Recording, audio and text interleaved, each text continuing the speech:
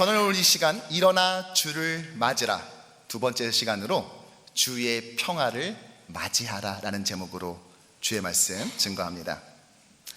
우리가 어떠한 상징과 동물을 연결지어 말할 때가 있어요. 한번 예를 들어보죠. 인꼬 하면은 뭐가 떠오르세요? 예, 그렇죠. 부부애. 그래서 유달리 사이가 좋은 부부를 가리켜 우리가 그렇죠. 인꼬 부부라고 합니다. 여러분 모두 다 인꼬 부부시죠? 예, 대답이 죄송합니다. 질문이 잘못된 것 같습니다. 네. 자, 그렇다면 용맹함, 강력함 하면 떠오르는 동물은요? 네, 그렇죠. 사자 같은 것들이 떠오릅니다. 그러면은 도약, 비상한 걸 떠올리면 뭐가 떠오르세요? 그렇죠. 독수리죠. 자, 그렇다면 평화라고 하면 어떤 동물이 연상되십니까? 그렇죠. 비둘기죠. 그런데요, 꼭 그렇지만은 않은 것 같아요. 저한테요, 비둘기 하면은요, 자꾸만 어떤 장면이 떠오르고 다른 이미지가 생각이 납니다.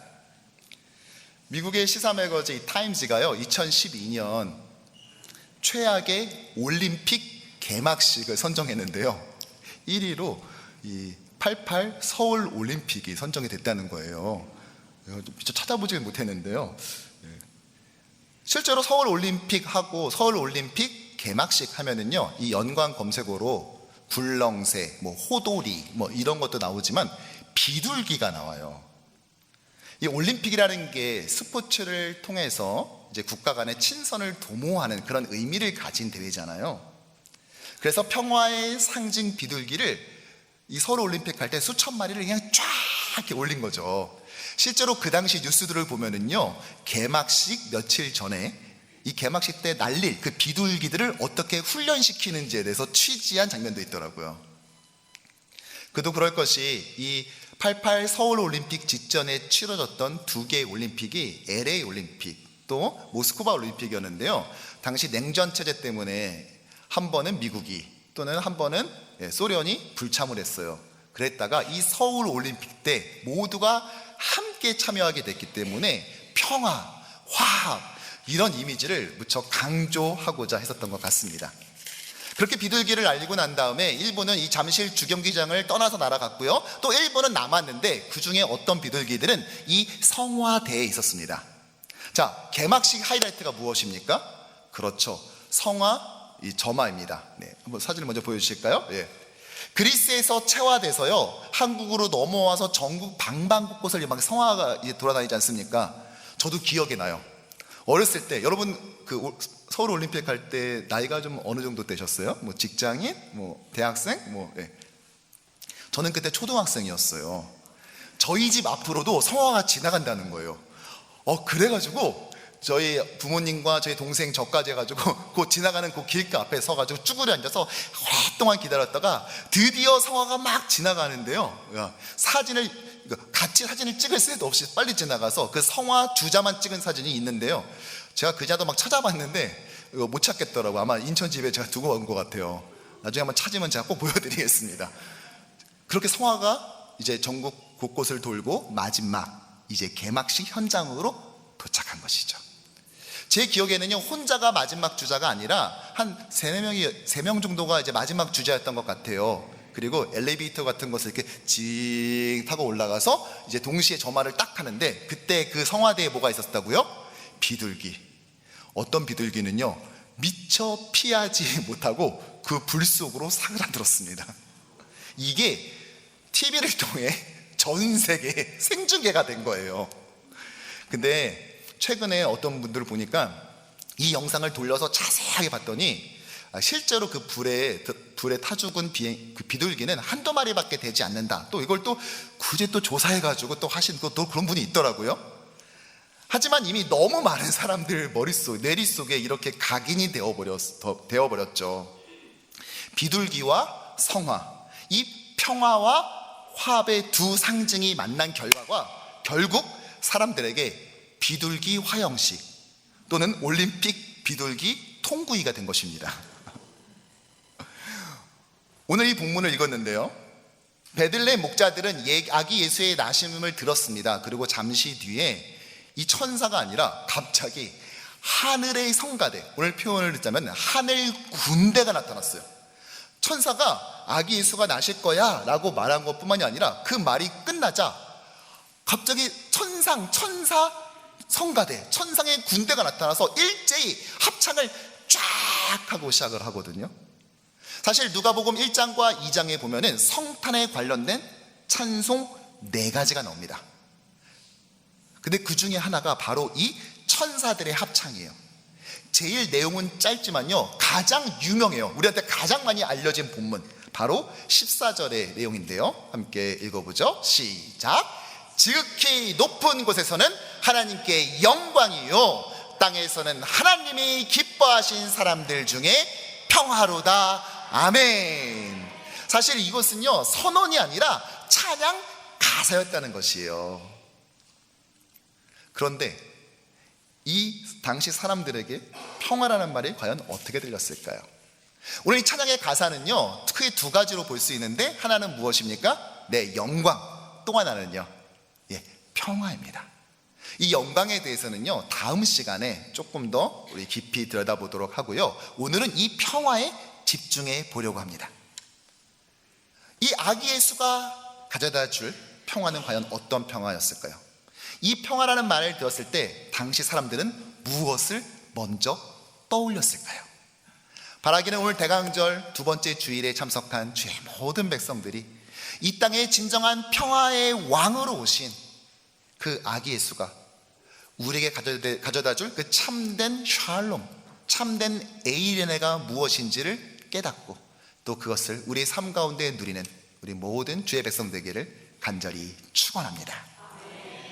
여러분, 당시 사람들이 평화라는 말을 들었을 때, 이 에이레네라는 말을 들었을 때 낯설었을까요? 친숙했을까요? 굉장히 친숙했습니다. 왜냐? 당시의 로마의 황제들은요, 시민들에게 말하기를 내가 평화를 가져다 주겠다라고 공언했거든요. 소위 말해서 팍스 로마나, 로마의 평화였다는 것입니다.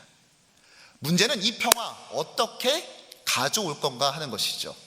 그 방법이 무엇이었습니까? 바로 힘이었습니다. 그래서 제국은 끊임없이 전쟁을 벌였어요. 왜요? 평화를 가져오려고. 너무 역설적이지 않습니까? 역설적 평화. 평화라고 말은 했는데 정작 평화 같지 않은 평화가 그 당시에 사람들에게 인식되어져 있는 에이레네, 평화라는 단어였다는 것이죠. 따라서 팍스 로마나는요, 당시 로마 제국의 지배층에게는 너무나 좋은 것이었겠지만, 그러나 식민지나 이 피지배계층에게는요, 이것은 자신들을 착취하는 일종의 책이었다는 것이죠. 그런데 오늘 본문에서 하나님은 선포하십니다. 뭐라고요? 아기 예수가 평화를 가져올 것이다. 우리 함께 읽지는 않았지만요, 이사야서에서는 어떻게 예언하고 있죠? 그는 평화의 왕이다 라고 말하죠. 기묘자라 묘사라라고 말 뿐만이 아니라 마지막에 뭐라고 말하냐? 그는 평화의 왕으로 오신다라고 메시아 예언을 하고 있다는 겁니다. 그런데 그 당시 사람들에게 평화는 힘을 통해서 얻어진다, 누군가를 짓밟으며 얻어진다 라고 인식되어 버렸다고요. 사실요, 유대인들에게도 크게 다르지 않았던 것 같습니다. 당시 유대인들은 예수께서 가져오실 평화를 오해했어요. 예수님께서 십자가를 지시기 위해 입성할 때, 예루살렘에 입성할 때 사람들은 호산나라고 외치면서 이렇게 말을 하죠. 누가복음 19장을 보면 이르되 찬송하리로다 주의 이름으로 오시는 왕이요, 하늘에는 평화요, 가장 높은 곳에서는 영광이었다. 평화, 영광 또 말합니다. 그들은 로마 제국의 식민 통치를 물리치고 유대 민족을 위한 주권 국가, 나아가서 세상이 우러러볼 또 다른 다윗의 왕국 같은 강력한 국가를 건설하기를 기대했던 거예요. 정치적, 군사적 메시아를 원했다고요.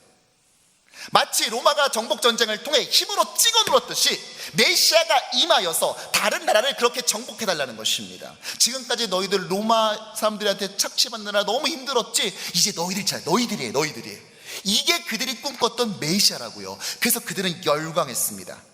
그러니까 그들이 꿈꿨던 메시아의 왕국은 로마 제국과 별로 다른 것이 없는 것이죠. 다만 다른 것은 그 수혜자가 로마인에서 이제 유대인으로 옮겨가는 것뿐이었습니다.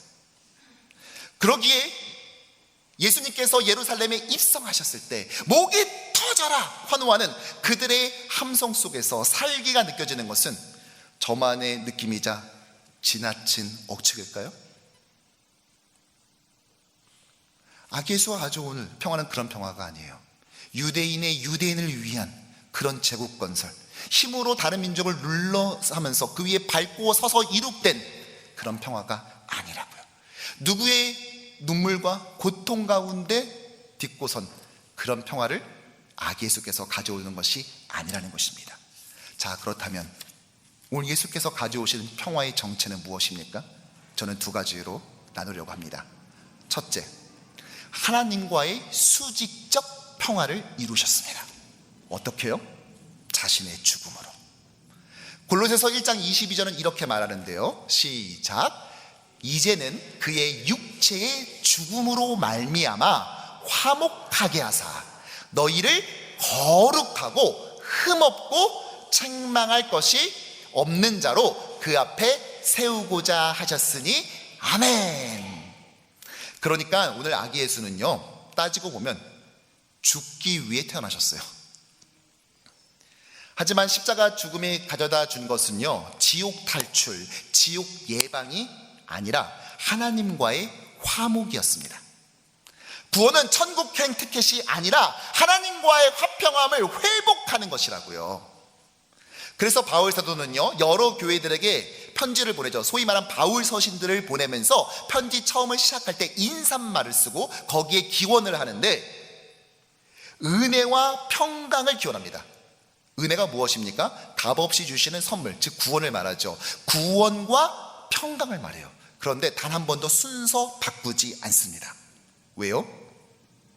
구원, 즉 하나님과의 관계의 회복을 먼저 이루어서 그 결과 얻게 되는 평화를 말한 것입니다. 짓밟으면서 얻어지는 평화가 아니라 하나님과의 관계가 회복됨으로써 얻어지는 평화를 말했다고요. 무슨 평화입니까? 위에서부터 아래로 내리는 수직적, 즉 임하는 평화를 예수께서는 가져다 주시는 것입니다. 두 번째, 예수께서는요, 사람과 사람 사이의 수평적 사랑, 수평적 평화를 우리에게 허락하십니다. 당시 이스라엘의 정치적, 종교적 중심지가 어디예요? 예루살렘. 그런데 그 예루살렘, 그 도시의 이름의 뜻을 아세요? 평화의 도시입니다. 평화의 도시. 그런데 그 평화의 도시에는요, 정작 평화는 없었어요. 먼저 헤롯 왕은요, 권력 유지에 강한 집착을 보였던 사람이에요. 거의 히스테리를 부릴 정도였어요. 어느 정도였냐? 대제사장은 물론이거니와 이전 왕조의 사람들을 싹 다 찾아내서 처형합니다. 심지어 자신의 아내, 장모, 그리고 두 아들까지 죽여요. 그러니까 동방 박사들에게 나도 왕에게 경배하게 어디서 확인하면 나한테도 꼭 좀 알려주세요 라고 했을 때 주의 사자가 그들에게 나타나서 알려주지 말고 그냥 돌아가라 하잖아요. 나중에 이 사실을 알게 된 헤롯 왕은 어떻게 하죠? 그렇죠, 그 베들레헴의 남자아이들을 학살해버리지 않습니까? 하나도 이상할 게 없는 거예요. 여러분, 남의 새끼도 죽이는데, 내 새끼도 죽이는데 남의 자식 못 죽이겠습니까? 그게 바로 이 평화의 도시를 통치하던 왕이었어요. 자, 그렇다면 종교 지도자들은 어땠을까? 이 예루살렘이 특별한 도시가 될 수 있는 이유가 무엇입니까? 그곳에 뭐가 있었기 때문에? 성전이 있었기 때문이에요. 가보신 분들은 아시겠지만 예루살렘이 그렇게 경관이 뛰어나거나 비옥한 곳이 절대 아닙니다. 그런데 이 성전이 있기 때문에 이렇게 유명한 건 아니에요. 그런데 이 성전을 근거로 해서 두 개의 당시 종교 집단이 있었어요. 하나는 사두개파, 또 하나는 바리새파예요. 아기 예수께서 오시기 얼마 전 내전이 있었어요.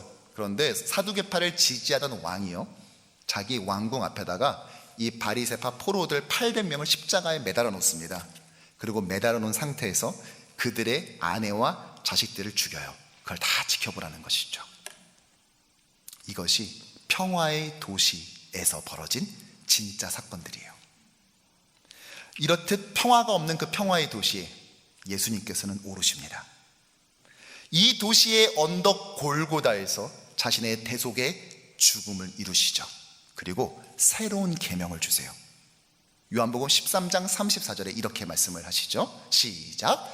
새 계명을 너희에게 주노니 서로 사랑하라. 내가 너희를 사랑한 것 같이 너희도 서로 사랑하라. 아멘. 무엇입니까? 서로 사랑하라. 이것이 바로 주께서 새로 주신 새 계명이에요. 근데 내가 오늘 새 거 한번 줘볼게 이렇게 준 것이 아니라 평화 없는 이 평화의 도시에 골고다에 오르사 자신을 찢어가면서까지 그 죽음의 값을 치르시고 주신 새 계명이라고요. 그러니까 이 새 계명은요, 잉크로 쓴 것이 아니라, 먹으로 쓴 것이 아니라 무엇으로 쓴 것입니까? 자신의 피로 직접 쓰신 것입니다. 그렇게 주신 계명이 뭐라고요? 서로 사랑하라. 그런데 그 기준이 어디까지예요? 내가 너희를 사랑한 것 같이, 예수께서 우리를 사랑한 것 같이. 예수께서 우리를 어떻게 사랑하셨습니까? 죽어가며 사랑하셨습니다. 피를 쏟으며 사랑하셨습니다. 살을 찢어가며 사랑했습니다. 우리는 그러므로 서로가 서로를, 지체와 지체가, 성도가 성도가 그렇게 사랑해야 한다는 것이죠. 그래서 베드로 사도는 이렇게 자신의 서신에서 말을 하는데요, 너희가 진리를 순종함으로, 이것에 순종하래요. 이 계명에 순종하래요. 너희 영혼을 깨끗하게 하여 거짓 없이 형제를 사랑하기에 이르렀으니, 시작. 마음으로 뜨겁게 서로 사랑하라. 아멘. 저는 우리 뉴욕 효신장로교회가 주께서 자신의 피로 쓰신 이 새 계명을 충실히 지키는 주의 백성 되기를 소원합니다. 서로가 서로를 사랑하되 예수가 교회를 위해 베풀었던 그 강도를 추구하며 사랑하길 소원합니다. 우리가 서로를 사랑하되 마음으로 서로 뜨겁게 사랑하는 사랑의 공동체 되기를 축원합니다. 우린 수직적으로 이 많은 평화를 누렸기에 옆으로 흐르는 평화를 실천할 수 있어요. 우리 인격으로는 안 돼요, 여러분. 그러나 우리는 예수께서 자신의 몸으로 친히 허락하신 이 많은 평화를 우리에게 맛보게 하셨기 때문에 이것을 맛본 자만이 옆으로 흐르는 평화를 싫어할 수 있다고요. 오늘 본문에도 보세요. 땅에는 평화라고 말하지 않습니다. 하나님의 기뻐하심을 입은 자들, 즉 하나님이 기뻐하시는 사람들에게는 평화라는 거예요.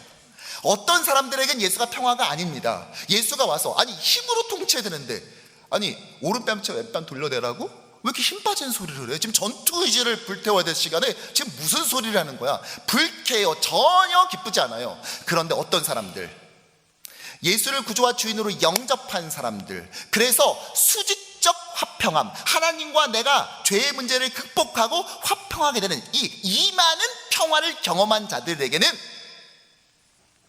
이 흐르는 평화, 수평적 평화를 실천할 수 있기에 진짜 에이렌의 샬롬이 될 수 있다는 것입니다. 일전에도 제가 한번 설교 시간에 나누었는데요, 제가 최근에 한 가지 병을 얻어서 투병 생활 중이에요. 여러분 아시죠? 네. 바로 오십견이라는 이 난치병에 시달리고 있는데요, 너무 아파하던 차에 어떤 성도님께서 저에게 그 좋은 선생님이 있다고 그래서 알려주셨어요. 그래서 제가 참 감사하게도 거기를 이제 일주일에 2번 시리에 나가서, 맨하튼에 나가서 이제 치료를 받고 있거든요. 제가 물어봤어요. 사실은요, 좀 억울하기도 해서, 선생님 이게 50견이라면은 50세에 생겨야 되지 않나요? 전 아직 5년 남았는데요. 그랬더니 제가 이해하기 쉽게 해서 이렇게 비유로 설명해 주시더라고요. 여기에 근육들이 있대요. 근데 근육과 근육이 있고 그 사이에 잘 움직이라고 이게 윤활유 같은 게 흐르고 있대요. 그런데 이게 여러 가지 이유로 이렇게 너무 많이 쓰거나 뭐 몸을 혹사하거나 뭐 나이가 들어서 이렇게 되면은 요 가운데 흐르던 윤활유가 없어지면서 근육과 근육이 딱 붙고 이게 유착이 돼 버린다는 거예요. 그러니까 막 비명을 지르듯이 아프고 막 하는, 소스라치게 놀라는 거죠. 그러면 어떻게 치유가 되겠어요? 그렇죠. 붙었던 근육과 근육을 다시 찢고 또 근육을 늘려가지고 요 안에 다시 윤활유가 흐르게 하면 된다는 거예요. 자, 이론적으로는 이해가 됐어요. 이제 치료를 받아야 되겠죠. 치료를 받는데요, 저는 사실 작정하고 갔어요. 왜냐면은 그 소개해 주신 성도님이 제 다니는 교회 목사님인데 너무 고생하시는데 라고 말했더니, 그럼 한번 와보라고 하세요 라고 간 거거든요. 처음부터 제 정체를 아세요. 그래서 이게 그래도 목회자가, 그래서 저는 이렇게 뭐 좀 아프다는 얘기는 들었지만, 뭐 아프면은 주님의 고난을 생각하며 주여, 제가 이러려고 했거든. 제가 작정도 하고 연습도 했어요. 그리고 진짜 치료를 받는데 저도 모르게 외마디 비명이 나오는데 이게 나오기 시작하는데, 저는 그 소리를 낸 적이 없는데 그 소리를 내고 있더라고요. 이걸 하루에 한 번 갈 때마다 4번에서 5번을 하고 있는데 얼마나 창피하는지. 그 소리가 나오는 걸 듣고 있는 제가 창피한 거 있잖아요. 그래서 제가 생각했죠. 핑계가 있잖아요. 연말에 얼마나 바쁩니까, 목회자가. 그래서 나는 가고 싶은데 교회가 바쁘니까 교회를 위해서 다음에 시간이 될 때 가자, 이렇게 마음속으로 결심을 했는데, 그날 마침 주일날 어떤 분이 와서 이렇게 말을 하는 거예요. 목사님, 이 팔은 좀 어떠세요? 50견은 어떠세요? 그랬더니 그래도 한번 치료를 받았는데도 그래도 전에보단 좀 더 올라가는 것 같아요 라고 했죠. 사실 제가 그때까지만 해도 이제 선생님이 묻더라고요. 목사님 좀 어떻게 되길 원하세요? 그래서 제가 다른 거 원하지 않고 축도만 제대로 할 수 있게 해주세요. 축도를 하는데 제가 처음에 이랬거든요. 그랬다가 도저히 안 되겠어서 이렇게 했어요. 그래서 축도만 제대로 할 수 있게 해주세요 라고 부탁을 드렸더니 그렇게 해주겠대요. 근데 한번 치료를 받고 난 다음에 제 마음에 드는 생각이, 가만히 생각하니까 축도는 손을 듣는, 손의 각도에 따라서 축복이 임하는 건 아니지 않습니까? 성부와 성자와 성령의 이름으로 되는 건데, 요러면 어떻고 요러면 어떠냐. 그냥 축도의 각도는 중요한 게 아니기 때문에 그냥 다음에 치료를 받아야 되겠다라고 결심을 하고 왔는데, 뭐라고 그러시냐, 참 다행이라고, 많이 나으셨다니까 다행이라고. 그러지 않아도 오늘 보니까 찬양할 때 손이 전주보다 더 올라갔다는 거예요. 제가 특별히 우리 성도들 중에, 특별히 그 나이 지긋지 드신 권사님들 중에서 제가 찬양을 할 때 손을 번쩍 들고 찬양하는 그 모습에, 설교에도 은혜가 되지만 그 손 들고 찬양하는 그 모습에 정말로 많이 은혜를 받는데, 목사님이 최근에 손을 잘 못 든다는 겁니다. 그래서 너무 다행이라고 그 말을 딱 듣는데, 아니 성도가 원한다는데, 권사님들이 그거 보고 은혜 받는다는데 이거 올려야 되겠다는 생각이 드는 거예요. 그래서 아무 말 안 하고 잠자코 지금 계속 일주일에 2번씩 가서 비명을 지르는 가운데 치료를 받고 있습니다. 너무 잘 치료해 주셔서 너무 감사하긴 한데요, 이 제가 문제인 거죠. 이게 근육이 붙어버렸으니까요. 저는 근데 그 매마디 비명을 지르면서요, 마음속으로 언젠가부터 이런 생각이 들더라고요. 교회도 마찬가지겠구나. 교회도 마찬가지겠구나. 성도가 성도 사이에 윤활유가 흐른다면 뭐 조금 다르고 불편해도 그것이 큰 문제가 되지 않을 텐데, 이 윤활유가 다 말라버리니까 딱 붙어서 소리를 내기 시작하는데 어떻게 하지 못하니까 막 외마디 비명이 막 질러지는 이런 상태가 됐겠구나. 사랑하는 성도 여러분, 우리가 서로가 서로를 사랑하지 않을 때, 성도가 서로를 사랑하지 않을 때 어떤 일이 벌어지는지 아십니까? 외마디 비명이 질러집니다. 우리는 교회가 지르는 그 비명을 들을 줄 알아야 돼요. 부주의한 말 한마디가, 아무 생각 없이 내뱉었던 나의 주장이 어느 순간 이 윤활유를 다 말라버리게 만드는 그러한 것임을, 그런 위험한 일임을 깨달아야 돼요. 그 대가는 무엇인 줄 아십니까? 정말 찢어질 듯이 내지 않고 싶은데도 낼 수밖에 없는 그 비명이 나오게 된다는 것이죠. 저는 우리 뉴교신 장로교회가 정말 우리가 성도와 성도 사이에 윤활유가 충분하게 흘러가지고 비명이 아니라 막 사랑의 세레나데가 계속 나오는, 그래서 우리 가운데 흐르는 그 평화가 온전히 누리는 그런 공동체 되기를 주님의 이름으로 축원합니다. 바울 사도는요, 데살로니가 교회에게 편지하면서 이렇게 말했어요. 그들의 역사로 말미암아 사랑 안에서 가장 귀히 여기며 너희끼리 화목하라. 데살로니가 교회 성도들에게 너희끼리 화목하래요. 그런데 교회만이 아닙니다. 로마의 교회에게 편지하면서 이렇게 말해요. 할 수 있거든 너희로서는 모든 사람과 더불어 화목하라. 그럼에도 불구하고 참 안타까운 것은 가끔씩 이런 화목 깨기를 시도하는 그런 경우를 보게 된다는 것이죠. 여러분, 그것이 아무리 옳아 보인다 할지라도 사랑을 깨는 것, 화목을 깨는 것은요, 예수 그리스도께서 이 땅에 오신 이유를 아직까지 제대로 못 깨달은 거예요. 한쪽만 본 거예요. 한쪽만 볼 때 어떤 일이 벌어지는지 제가 보여드리겠습니다. 당시에 2가지 종교 집단이 있었다고 그랬죠. 자, 하나가 뭐라고요? 사두개파, 하나가 바리새파. 화면을 띄워주실까요? 그들의 이름의 뜻이 뭔 줄 아세요? 사두개파는 의로움이에요. 바리새파는요, 구별된, 즉 거룩함. 의로운 사람들과 거룩한 사람들이 모여서 어떤 일이 벌어져요? 네, 싸움이 벌어져요. 싸움이 아니라 누군가 누구를 죽이는 일까지, 학살까지 벌어졌습니다. 이것이 평화의 도시에서 벌어져요. 그 평화의 도시 위에서 의로움과 거룩함을 주장하는 사람들이 모여서 절대 평화가 존재하지 않는 도시로 만들어 버렸다고요. 여러분들 이런 도시를 꿈꾸십니까? 우리 공동체가 그런 공동체 되기를 소원하세요? 그렇다면요, 여러분 이제 해야 될 일이 무엇이에요? 네, 이제는 예수께서 우리에게 자신의 피로 쓰신 새 계명, 서로 사랑하라, 그 흐르는 평화를 누리도록 우리가 윤활유의 역할을 감당해야 될 줄로 믿습니다.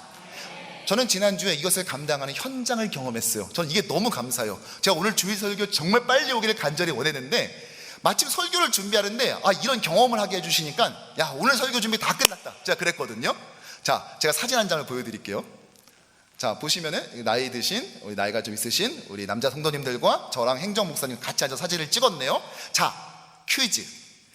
저 사진을 찍은 장소, 저렇게 활짝 웃으면서 찍은 저 사진의 장소가 어디일까요? 네, 카페일까요? 네, 공원일까요? 네, 바로 저기입니다. 저기 어디예요? 쓰레기통. 대형 쓰레기통, 덤스터라고 하죠. 지금 옆에도 와인 아직 있는데요, 이 덤스터였어요. 지난 주간 우리 교회에 아직 곳곳에 좀 정리해야 될 물품들이 많이 남아 있어요. 그래서 덤스터를 불러서 이제 이것을 하나씩 이제 버리긴 하는데, 이걸 차곡차곡, 그걸 전문용어로 테트리스 한다고 그러죠. 이렇게 착착착 쌓아놓지 않으면은 이게 얼마 못 담습니다. 그래서 하나하나를 이렇게 잘 옮길 뿐만이 아니라 그걸 또 잘 쌓아놔야 돼요. 그런데 이제 밤에 하면은요, 기온이 너무 떨어지고 또 위험하더라고요. 낮에 하는데, 낮에는 여러분 대부분이 다 일하시잖아요. 부득이 이미 은퇴하신 남자분들이 참여해 주셨어요. 그렇게 하나씩 날르는데요, 서로 이렇게 날르는 거예요. 그 굉장히 무겁고 어떤 건 잡기가 힘들었어요. 그런데도 저한테 한사코 이러시는 거예요. 아니, 목사님 놓으세요. 목사님 저리 가세요. 목사님 위험해요. 무거워요. 저희가 들게요. 아니, 그래도 저분들 60대 70대신데 저는 그래도 제가 제일 젊잖아요. 그렇죠? 아니, 이군요, 행정목사님 계셨군요. 제가 두 번째로 젊잖아요. 예. 제가 아무리 50견 이 난치병 환자라 할지라도 왼손은 그래도 제가 더 힘이 세지 않겠습니까? 그런데도 계속 목사님 가서 설교 준비하시고 다른 일 하시라고, 저희가 하겠다고 놓으시라고 계속 하는 거예요. 그러면 또 서로가 서로에게 아니라고, 좀 피하라고, 무거우니까 내가 들겠다고, 그냥 잡은 김에 내가 잡는 게 편하다고 이러면서 서로 양보하지 않고 끝까지 서로 들겠다고 하면서 이걸 하나하나 날르고 쌓아놓는데요. 그리고 마지막에 소파까지, 있었던 그 소파까지 다 드러내가지고 저기에 딱 놓고 쓰레기통에, 덤스터에 꽉 갖다 놓고, 이것도 우리 정말 소중한 추억인데 우리 사진 한번 기념사진 촬영하자고 하면서 찍은 사진이 바로 아까 그 사진인 것입니다. 여러분, 그 표정에서 뭘 느끼세요? 흐르는 평화가 느껴지지 않습니까? 흐르는 사랑. 여러분, 우리가 이런 말 하잖아요. 너 정말 그 자매랑 결혼할 거야? 응, 결혼할 거야. 정말? 응. 그러면 있잖아, 같이 등산을 한번 해봐. 이왕이면 좀 험준한 산으로 등산을 해봐. 왜요? 아니, 카페에서 커피 홀짝홀짝거리면서 싸울 일이 뭐가 있어요?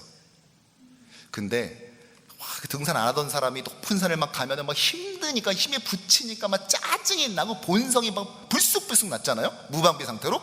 그걸 보고 난 다음에 결정하라, 뭐 이런 말 하잖아요. 저는 어땠을까요? 저는 안 올라갔습니다.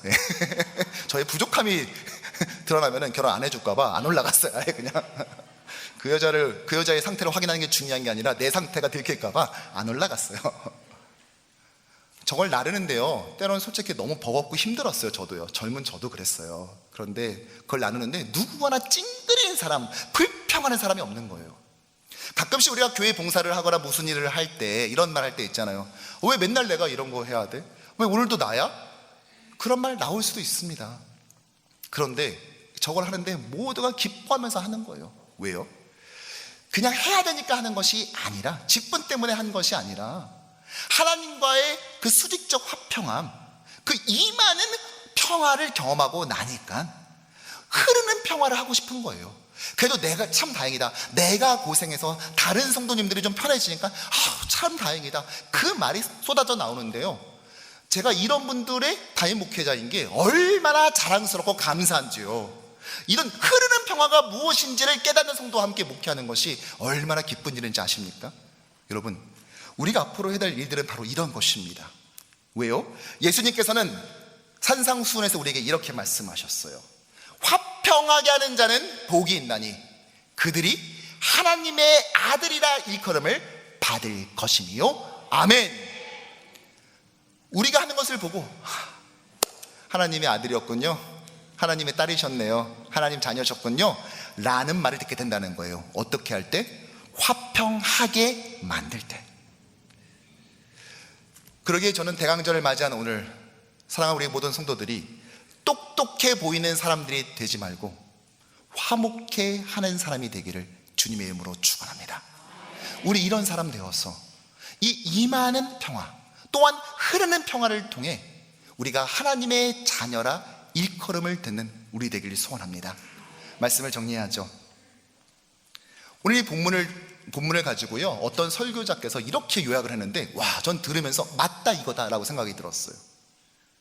세상의 왕들은 다른 사람의 피로 평화를 만들려 했지만 예수 그리스도께서는 자신의 피로 참된 평화를 이루셨다. 여러분, 그렇지 않습니까? 그렇다면 이것을 경험한 우리는요, 수직적으로 임한 하나님과의 화평함을 경험했다면, 그 은혜를 경험했다면 우리는 흐르는 평강도 경험해야 될 줄로 믿습니다. 평화의 도시 예루살렘, 여러분 뉴스 보셔서 아시겠지만 그 도시는요, 그때나 2023년 지금이나 평화가 없습니다. 집을 잃은 수많은 난민과 납치 피해자가 발생한 이스라엘 하마스 전쟁 소식이 들려오는 지금, 우리 모두는 이 대강절을 맞아 이렇게 기도해야 될 것입니다.